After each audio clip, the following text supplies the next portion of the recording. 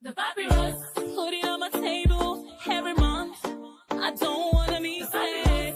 Don't even try to hide it. No, I don't wanna lose it. And you see how it is, it's so inviting. The papyrus, we're all so alive. The papyrus.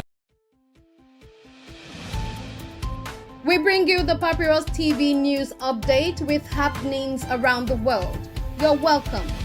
The headlines: Global markets plunge as US imposes sweeping tariffs.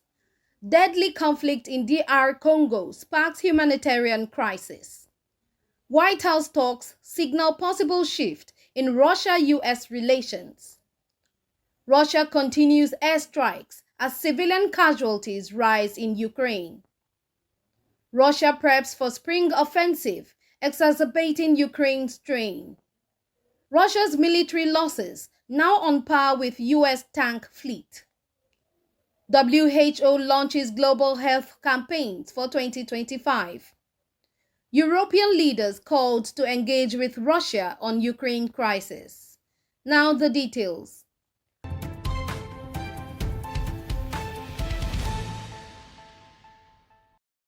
Financial markets worldwide faced sharp declines following US President Donald Trump's announcement of new tariffs under what he called Liberation Day measures. The policy introduces a 10% baseline tariff on all imports, with significantly higher rates on certain nations, including a 54% tariff on Chinese goods, 20% on European Union, 24% on Japan, and 46% on Vietnam. The administration argues that these tariffs are necessary to correct trade imbalances and protect American industries, but economists warn of inflationary pressure and economic instability. The stock market reaction was swift and severe, with the SP 500 suffering its worst single-day loss since the COVID-19 pandemic, dropping 4.8%. While the Nasdaq plummeted by 6%. Tech giants bore the brunt of the sell-off, with Apple losing 9.25% of its value. The European Union, China, and Canada have strongly condemned the move, with the European Commission President Ursula von der Leyen warning of potential retaliatory measures. Analysts fear that a new wave of trade wars could disrupt global supply chains and further strain diplomatic relations between the US and its trading partners.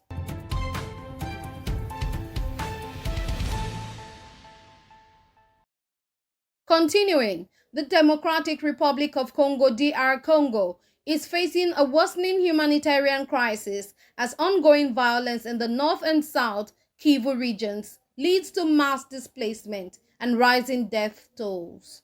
The conflict, fueled by clashes between rebel groups and government forces, has exacerbated a cholera outbreak, leaving thousands in desperate need of medical aid. The UN Office for the Coordination of Humanitarian Affairs, OCHA, has warned that conditions are deteriorating rapidly, with food shortages and healthcare facilities overwhelmed. Aid agencies are struggling to deliver relief to those affected as insecurity in the region hampers access. The crisis continues to draw international concern, with calls for urgent intervention to prevent further loss of life.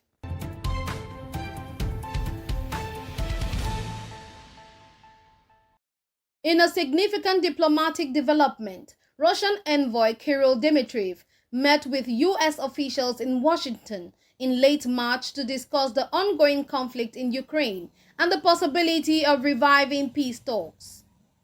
This high-level meeting, the first of its kind since Russia's invasion of Ukraine, focused on the prospects for a ceasefire and ways to address the broader geopolitical consequences of the war.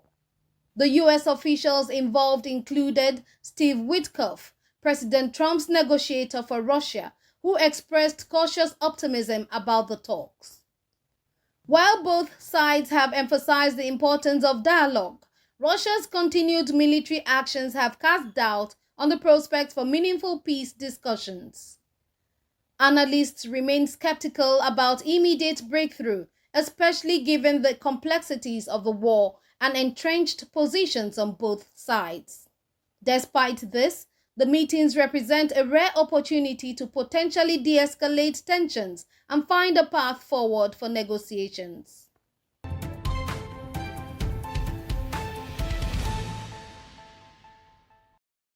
Meanwhile, Finnish President Alexander Stubb has called on France or the United Kingdom to take the lead in engaging with Russia over the ongoing situation in Ukraine. Stubb argues that such engagement is crucial for European stability and could play a pivotal role in supporting Ukraine while maintaining peace within the region. His comments come amid growing concerns in Europe over the prolonged conflict, which has led to severe economic disruptions and an escalating humanitarian crisis. Stubb's call highlights the shifting dynamics in European diplomacy as nations debate the best course of action to mitigate the conflict's impact on Europe. Although Russia's actions in Ukraine have been widely condemned, some European leaders are pushing for diplomatic engagement in an attempt to prevent further escalation and to explore potential security guarantees for Ukraine.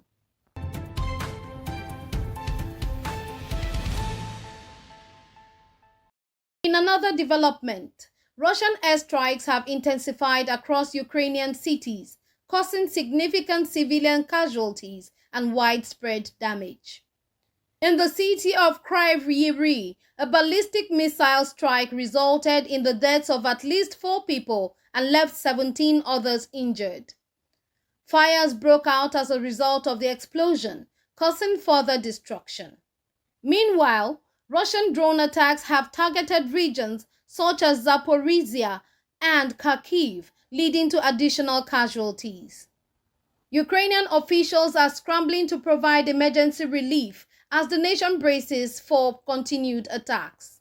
With many hospitals already overwhelmed by the influx of injured civilians, the strain on the healthcare system is becoming increasingly unsustainable.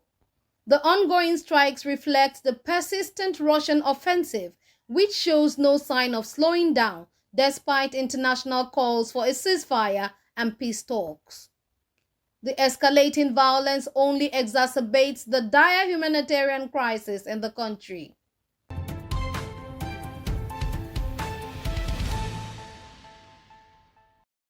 In similar report, Ukrainian military officials are preparing for a significant Russian military offensive expected to intensify in the coming weeks. The new offensive is anticipated to target key Ukrainian positions, further destabilizing the region and potentially shifting the balance of power on the ground.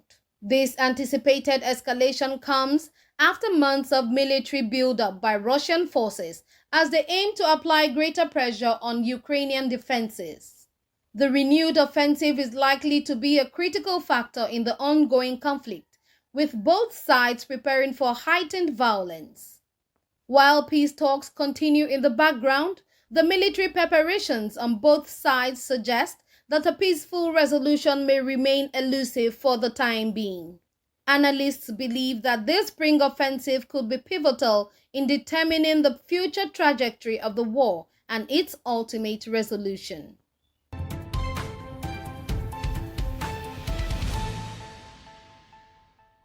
Furthermore, according to U.S. military reports, Russia has now lost approximately 4,000 tanks since the beginning of its invasion of Ukraine, a number that matches the entire U.S. tank fleet.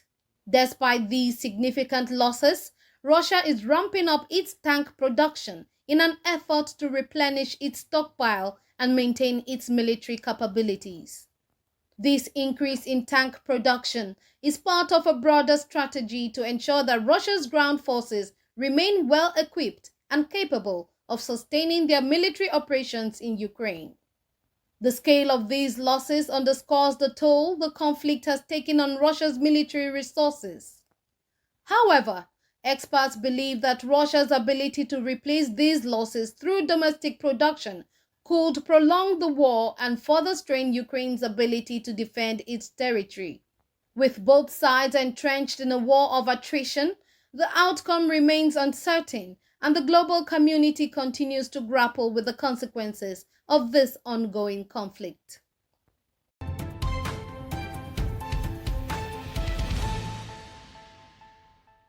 Conclusively, the World Health Organization (WHO) has announced two major global health initiatives aimed at improving healthcare access and raising awareness of key public health issues.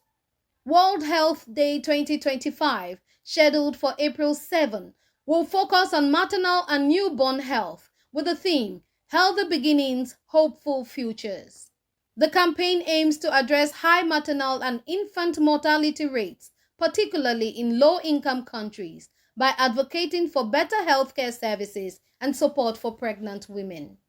Later in the month, from April 24 to 30, the WHO will also hold World Immunization Week 2025, emphasizing the importance of vaccinations in preventing disease outbreaks. The campaign seeks to promote immunization access for people of all ages, particularly in undeserved regions where vaccine coverage remains low. WHO officials stressed that these initiatives are critical in strengthening global healthcare resilience, particularly in the wake of recent pandemics and emerging health threats.